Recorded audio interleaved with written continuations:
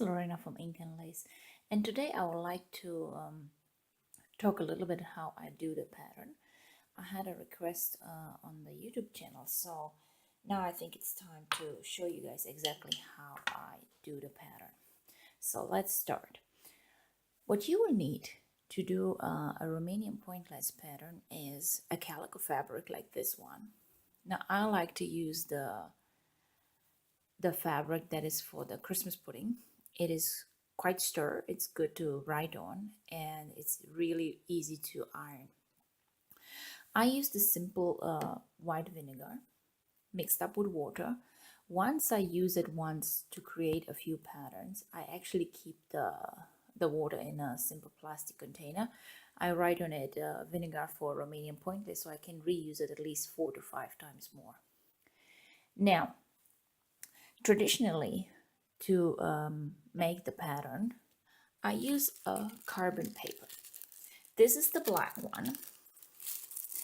You can get it in any good office supply store, and you can see that I've used it quite a few times, right?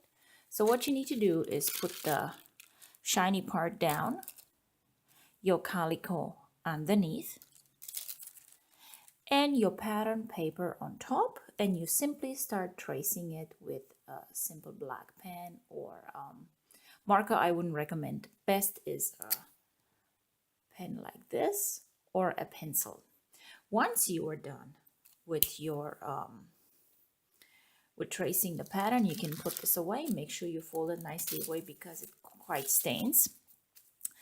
And once your pattern is on the calico, you make the mixture of hot water and vinegar. I have the right measurements in my book, but I will write it in the link below.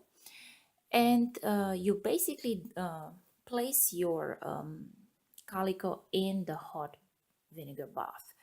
You take it out after a few minutes, and if you have time, you can let it dry naturally in the sun, or you can simply iron it dry.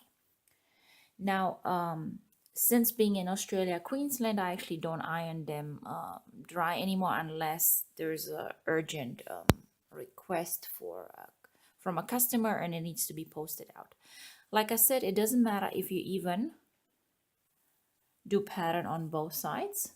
It's quite durable and it's quite lasting, like here as well. It's all great.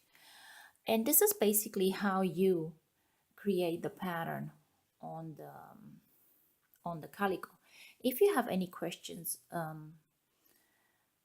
how else to do it or what other fabrics you can use, you can comment below. Also, if you do not find the pudding calico, you can also use white cotton, old sheets that you don't use anymore. Best is simple with no print and no designs on it, so you can see exactly where your design will be on. Also, if you're done with the pattern, make sure that if you use extremely hot water, hot boiling water, it will shrink very tiny little bit at the edges, but it's gonna be all right. So thanks for watching, and if you have any questions, please visit us as www.balea-Raitz.com. We are based in Brisbane. We love to hear from you. La revederea, vă pup! Mwah!